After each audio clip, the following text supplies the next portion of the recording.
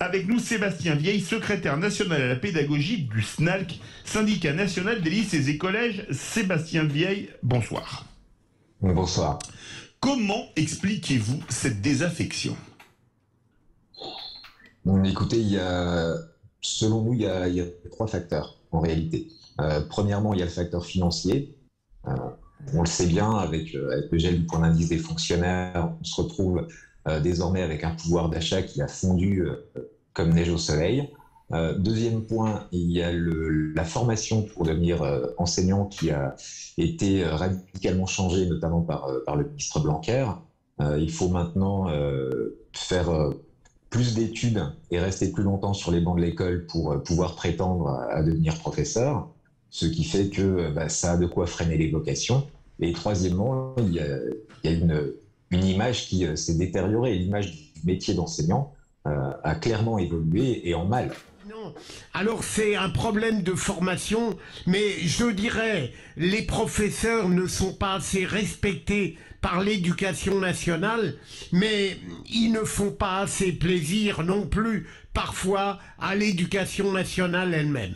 Sébastien Vieille, quand on entend ce que raconte Philippe Bilger, c'est même plus Pavie, c'est Waterloo. En effet, il est possible que ce genre de choses arrive désormais.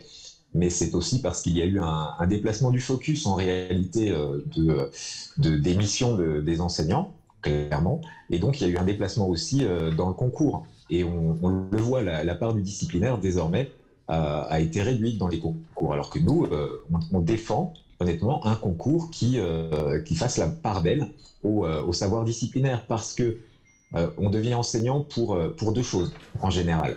On devient parce qu'on aime transmettre à des jeunes, mais on devient aussi parce qu'on aime transmettre sa passion, la passion qu'on a pour sa discipline. Donc le fait de diminuer le disciplinaire, forcément ça diminue la passion.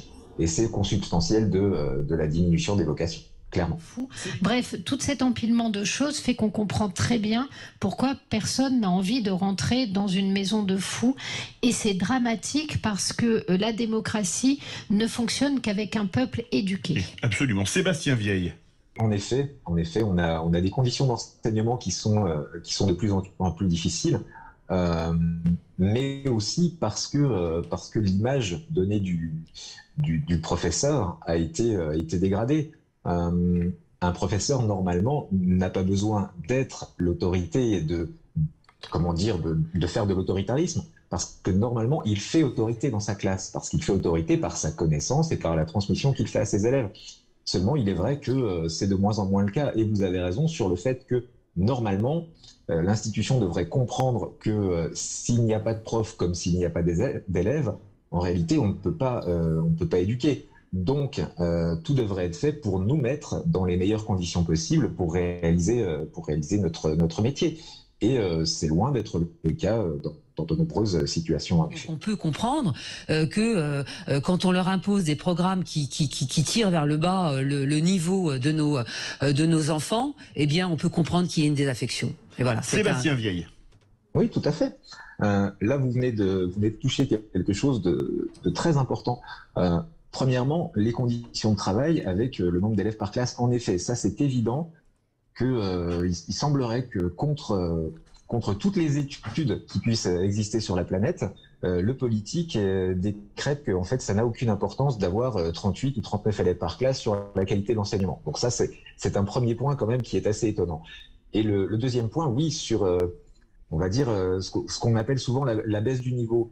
En réalité, on a maintenant des décideurs qui ont choisi de faire de l'utile d'un point de vue professionnel. On veut maintenant que les enseignants enseignent des compétences, voire même des compétences socio-comportementales. Pourquoi ? Parce que c'est ce qui plaît aux grandes entreprises, notamment aux États-Unis. Et on relègue clairement les savoirs. On ne veut garder des savoirs que ce qui est appelé les fondamentaux. Lire, écrire, compter, et j'ai envie de vous dire, et moucher son nez et dire bonjour à la dame. Non, l'école doit réellement élever les consciences et élever la connaissance, élever les esprits, tout à fait. Et c'est ça c'est ce qu'on a perdu de vue dans dans l'éducation nationale à l'heure actuelle.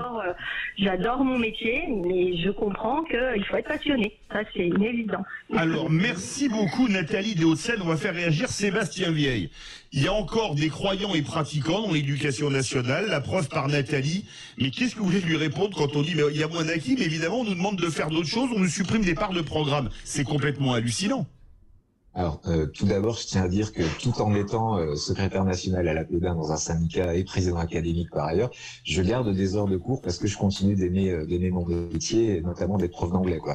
Mais oui, ce qui vient d'être dit par la collègue, c'est une évidence. On a, pardonnez-moi l'expression, chargé la mule dans le premier degré. À un point où ils doivent savoir tout faire et n'importe quoi. On leur a rajouté des cours de PS, on leur a rajouté les cours d'anglais, avec pour l'anecdote quand même des gens qui ont été formés en 3 jours. Et au bout de 3 jours, on leur a dit qu'ils étaient compétents pour enseigner une langue. Voilà. Donc on leur fait faire tout et n'importe quoi. Et après on s'étonne que oui, enfin non, personne ne vous dira que le niveau baisse. Hein. Si vous en parlez dans l'institution, on vous dira que c'est faux. Mais bon, c'est vrai. On voit bien. Est-ce que ça n'est pas le gros problème de détournement vers des activités périphériques? La question de ce détournement, elle est extrêmement intéressante. Je vais dissocier 2 choses. On a parlé autorité, on a parlé conditions. Ça, c'est à mettre de côté parce qu'en effet, les publics que nous avons ont extrêmement évolué. Et je vois, je suis entré dans le métier en l'an 2000. Je ne pourrais plus enseigner aujourd'hui comme j'enseignais à l'époque. Sinon, ce serait un carnage en termes de résultats. Maintenant, les missions périphériques, il y a eu une énorme inflation depuis 2014. Un fameux décret. Voilà. Merci. On est obligé. Oui, très court. 10 secondes.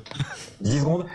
Oui, on nous demande de faire tout et n'importe quoi et le fait d'enseigner face à nos élèves n'est plus visiblement le cœur du métier et ça, c'est très grave.